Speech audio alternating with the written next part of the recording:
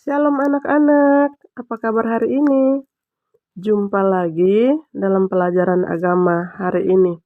Sebelum kita memulai pelajaran hari ini, mari kita berdoa. Terima kasih ya Tuhan untuk kebaikan-Mu yang telah menyertai kami. Terima kasih untuk kehidupan yang Tuhan anugerahkan. Kiranya Tuhan menolong kami agar dapat belajar dengan baik. Dalam nama Tuhan Yesus Kristus, amin. Nah, sebelum kita mulai, Ibu mau bertanya, apa ya arti dari tetangga? Menurut Kamus Besar Bahasa Indonesia, tetangga adalah orang yang tempat tinggalnya dekat dengan kita. Pas anak-anak kenal kan siapa saja tetangga anak-anak? Atau pernah ikut acara seperti lomba 17 Agustusan atau lomba yang dilakukan rame-rame. Contohnya tarik tambang, sepak bola, lari karung, dan banyak lagi. Karena adanya tetangga, acara jadi meriah. Bayangkan jika anak-anak sendirian tanpa mereka, pasti sepi.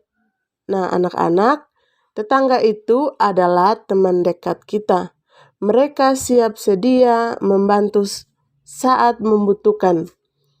Bagi kita umat Kristen, hidup rukun adalah ajaran Tuhan Yesus.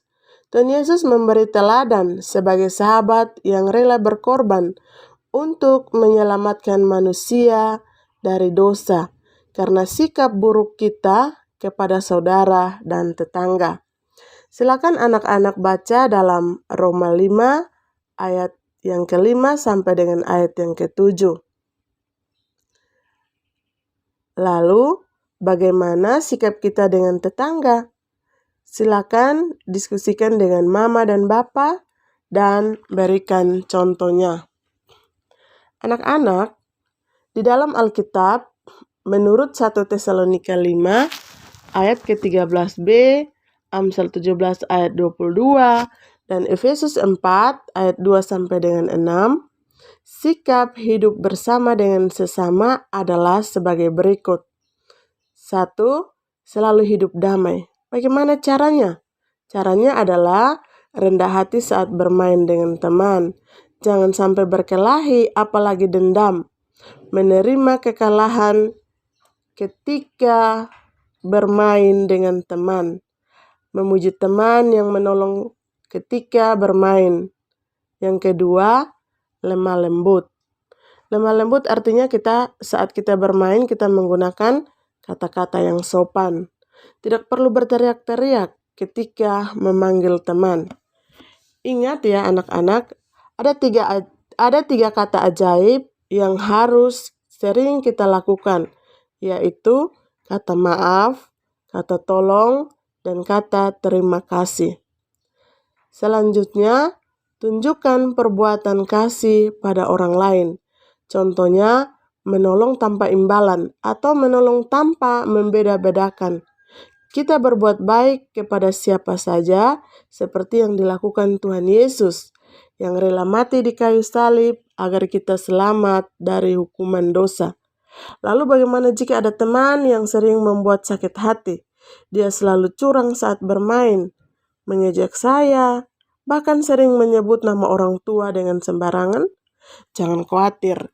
Jika ada Tuhan Yesus dalam hati kita, cukup kita berdoa, mohon kesabaran dan kebijaksanaan. Berdoa, sabar, dan bijaksana. Dan doakan juga kawan kita itu ya. Karena dalam Amsal 17 ayat yang ke-20 firman Tuhan demikian. Hati yang gembira adalah obat yang manjur, tetapi semangat yang patah mengeringkan tulang. Oh ya anak-anak, kita hidup bertetangga adalah bagian dari rencana Tuhan. Agar melalui hidup kita, nama Tuhan dimuliakan. Anak-anak mengerti kan? Pasti anak-anak mengerti. Baik anak-anak, catatan pembelajaran kita hari ini adalah Tuhan Yesus memberi teladan sebagai sahabat sejati, rela berkorban bagi orang yang percaya kepadanya.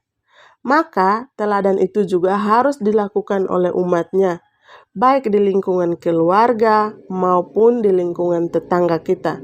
Biarkan nama Tuhan Yesus dipermuliakan setiap hari di tengah tetangga-tetangga kita. Lakukan teladannya di mana saja kita berada. Sampai jumpa di pertemuan berikutnya. Tuhan Yesus memberkati.